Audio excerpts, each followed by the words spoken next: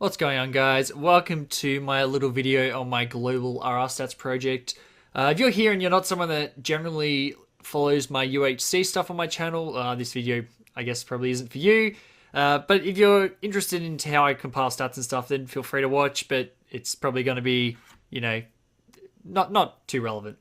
So anyway, for the people that haven't clicked off the video yet, this, of course, is related to my global RR stats, which I put together a few months ago at the time of recording from memory. And I thought I'd put together a bit of a video just through my kind of process and what I do, because enough people were kind of interested in it. I mean, I really haven't showed anyone what I really do. I think I've shown one person the actual initial document I used to put all the stats in, and no one has ever seen the code or anything like that. But there was enough interest, and I thought people would be interested. This is not scripted or anything. This is kind of just off the cuff. Thought I might put something together for you guys. So, of course, I guess I'll go over the history, but we'll start off with you've seen the page itself. All the stats here, the stats, missing stats, the ones that don't have them. By the way, people were confused about these two columns. This column here means stats exist, but there's some missing, and I've only put complete stats in, except for stuff like there was one restriction which had an unfinished season. Those are on they can, it depends. I decided not to include, I think it's restriction season 5, correct me if I'm wrong, that was that was incomplete, wasn't all uploaded to the subreddit. I think some people had their completed footage, but it wasn't really a sense of a completed round. It just kind of died. So, hence the reason for not including it in this list. And, of course, you have... Oh, yeah, dead rounds over here. That were... Maybe the intro was uploaded. There was very few episodes on the sub. Dead rounds, I've chosen to ignore. So, just wanted to clear that up. But yeah, these ones, like, for example, Ambience has Season 1 and Season 2 completed. It doesn't have the last two seasons, and I didn't really want to include them because it's not really worth my time including stats that are going to get updated anyway, in my opinion. And of course, these ones over here just have never had stats done, ever. So yeah, this is my little list. You can go on, I believe you can link to it on the subreddit. I'll put it in the description to this video if you really haven't seen it, although if you're watching this video, you probably have. We're almost got 100 rounds, but if you include all of these, there are well over 100 rounds. Definitely on the subreddit. I reckon we'll get... I'm not sure we'll push 500 yet, but I think we'll be close. So this is the main page. You can check the global RR stats here. I realize I assume no one can actually order these here. I can, because I own the doc. But my recommendation is, I'm pretty sure you can copy paste off this. So if you really want to order and see, who has the most wins, etc., etc., just hit up here, hit Control A, and just copy it into an Excel document. It's not that hard. But obviously, I can't give access to everyone who wants the doc. I don't really want that. So that's pretty much that. But the history behind it, I think I put it up here. No, I didn't put it up here. It's on the actual post. But basically, Tommy SX was putting together stats. He did one for Dibs. He did one for Brick. You can look these up on the sub. I'm not sure if he did his own. He may have given it to me. I'm not sure if he put it on the sub. But they were basically personal stats. And, it had every kill Dibs had, who he was killed by, who he's teamed with. I've got one on my own stats page as well. And that was all the rage for like a couple of weeks. And then died. And I was looking through them just one night. I was just looking through them and just thinking like, wow, he's compiled the stats for that person for every round. And I'm just sitting there going, it would be cool if we could just do it for everyone. That would be awesome. And then I thought, there's no way that could happen. And then I sat down and really thought about it. And that's when I opened my first Excel document and just started typing and just seeing what I could do. So I'll go, this is on my other screen. Sorry for that. I'll just drag this over here.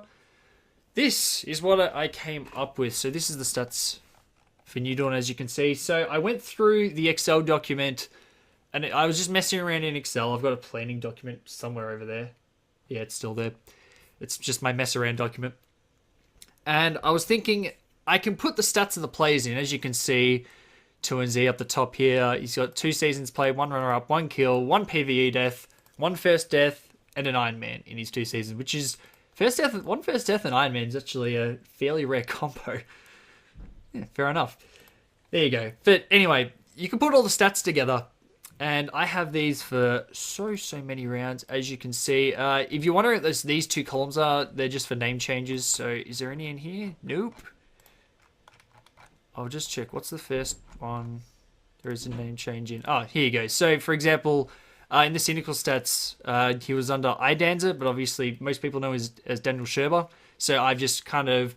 So basically what it does, this is just the name they're in and the stats. This is what I copy paste in. And then I go through and say, okay, what do they want to be known as? And in fact, actually this should be one in New Dawn. Yeah. Let me just... I was going to say, there's got to be one because I've had Michael under Green GL. And the stats just because that was his original name. He hasn't really... to be honest, I'll probably change it at some stage. It's just something I haven't got around to. But I'll probably change that back for you, Michael. At some stage, I just haven't got around to it. But that's this column is the one you actually see in the doc. So this is the one that uses it to combine. Because what the program does is it compares the string. For example, well, I'm an obvious candidate, so Ripper Steve M5 there. It'll compare it and it'll say, okay, there's Ripper Steve M5 in both docs. Combine those stats. That's basically what it's telling the program to do. But basically, this document is all well and good, but I ran into problems when I tried to combine people. Because Excel is a good program, but not a great program for that kind of thing, because you can combine stuff if I know exactly how many entries one player has. But for example, 2 and Z appears in one round, and then you get me, who I'm like 15 or something.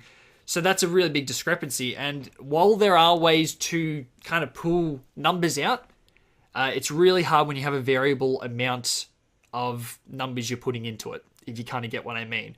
So 14 or 15 or whatever different rounds I've played compared to the one, you can have lots of long spreadsheets, but for example, Tommy's going to have, I think, 28 long, and it was just really messy. And I thought, how can I kind of get around this in a logical way and just kind of make it a lot easier on myself rather than going through and using all these. I think you have to use indirects for Excel, and a lot of people wouldn't even know what they are, which is saying something.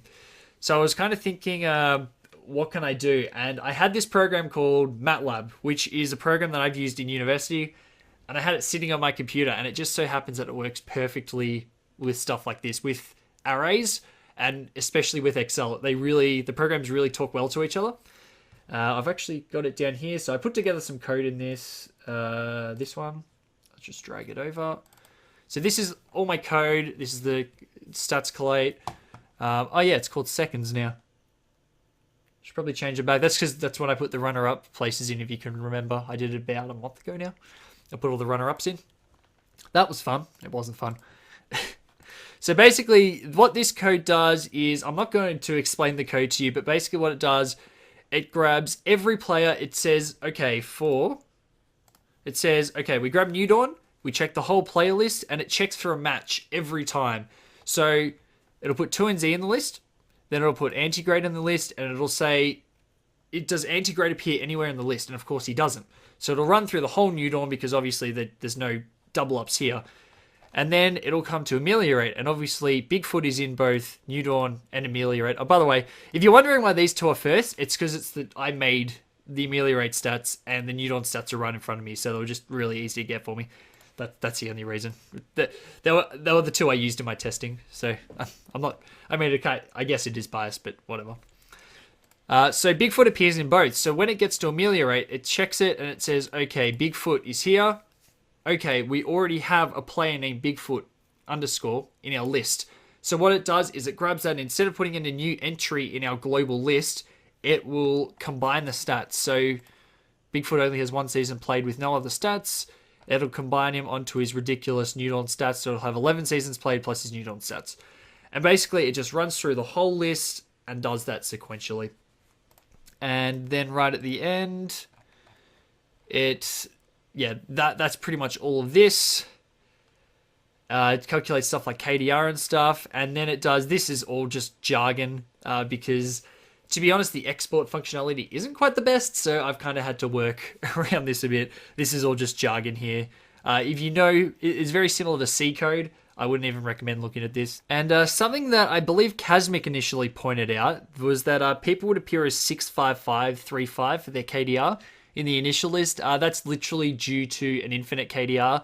And because I think it's when it converts it to a cell array. Don't worry about what that is necessarily, but basically it would convert the INF is not a number, so it would convert it to a number just for simplicity. That's just what the program did, and the string conversion to the number was 65535. It now says it's infinite, as you can see here. So I've actually fixed that, so we can all just calm down, all right? Just let's all calm down.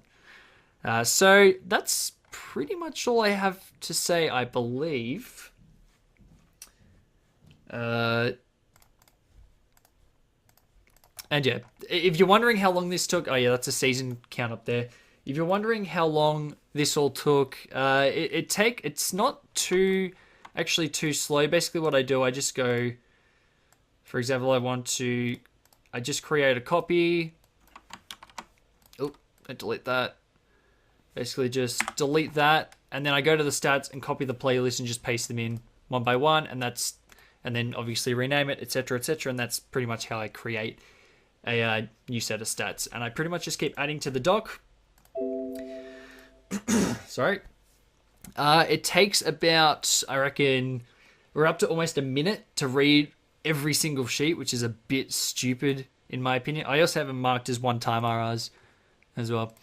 It's a bit stupid, the fact that I have to wait a minute. Like, I've written this code, I want it to be instant, but no, it makes you wait a full minute to actually do it. So that's about all I have to say. If you have any questions, ask me in the comments or on Twitter or whatever. I don't really care. Ask me personally. And that's pretty much it. That's pretty much the process I use. If you want to help out, you can put together one of these lists. That would be honestly ideal. What Crimson does is ideal because, for example, WMC has a lot of zeros in it. That's because this is copied straight from Crimson's list. That's why he's in the thanks. So thank you very much, Crimson. And if Crimson wants, basically if anyone wants a scoreboard, I can practically give you one if you can put in the third place people. You can almost have it if you really want. Just I'm taking requests, so it's not hard for me at all. I go this, I Control A, and you're done. Control A, Control C, Control V, done.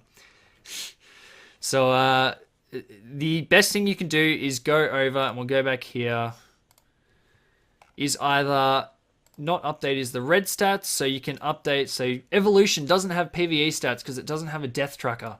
People wondering about this bit, no PvE means Evolution does not have a death tracker, and I can't tell who's died to PvE in that round. Same with GGMC.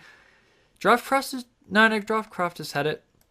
Mark for Death, I think there was one where you could work it out because it was a one season, so everyone that hadn't been killed, I think it was Release the Wither or something, possibly, and it was really easy to tell, but in like 12 seasons of Evolution, it's really annoying.